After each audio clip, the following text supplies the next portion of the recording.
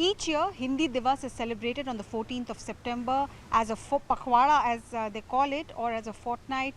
This is celebrated by the central government ministries. There are functions held for promotion of the Hindi language. Now, Ministry of Home Affairs is the nodal ministry for promotion of Hindi language, and Home Minister Amit Shah, in his tenure, has given additional push to this language. All files in the Ministry of Home Affairs now move in Hindi. There is a separate department which has got additional recruitment to ensure that files are translated in Hindi. Even the press statements that are issued are prioritized in Hindi first. But last few years we have seen this push for Hindi meeting with protests, especially from southern states here in the country. Why is this protest? Is there something wrong in as far as the other languages in this country are concerned?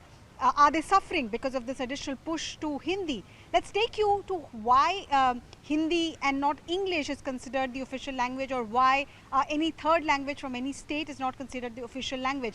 When India gained independence, it was very clear to the makers of the constitution that for 15 years after independence, English will continue to be the official language, but Hindi too. Under Article 343 of the Indian Constitution, Hindi was designated, written in the Devanagari script, as the official language. So it was Hindi plus English for the next 15 years, which means till 1962.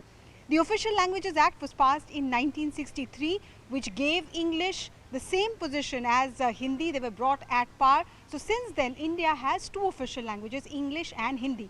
Is Hindi the national language? Not really, because the Indian Constitution does not account for any one language as a national language. Under the 6th schedule, there are 22 languages that have been recognized as official languages, including Assamese, Bengali, Tamil, Telugu, Kannada, Urdu, Dogri, etc. There are 22 such languages. So what does this really mean?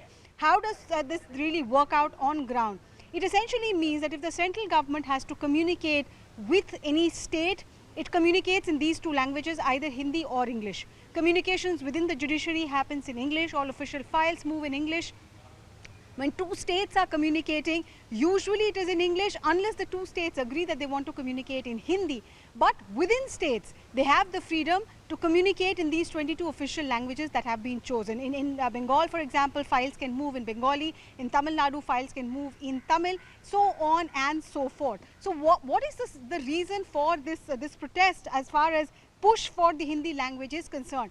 What the central government's reasoning has been, and Home Minister has been at the forefront of this push, the last few Hindi Divas, he has spoken about how Hindi needs to be promoted, but not at the cost of regional language. He wants Hindi to be promoted and English to be scaled down. The official language, as far as Hindi and English parity is concerned, he's making a case that Hindi, along with any mother tongue, any of the 22 languages or any of the other regional languages, should be at par. English can't be brought onto the same space. With close to 61.5 crore Hindi speakers, Hindi backers are making a case that this should become the national language, or at least it should have a position in our language hierarchy over and ahead of English. Those who are opposed to this move say that on the global platform, the reason India has a position is because of our English language skills. And that is because we have not pushed for any one vernacular language, but pushed the three language formula, which means you learn English, you learn Hindi, and you learn a third language, which is the language of your state.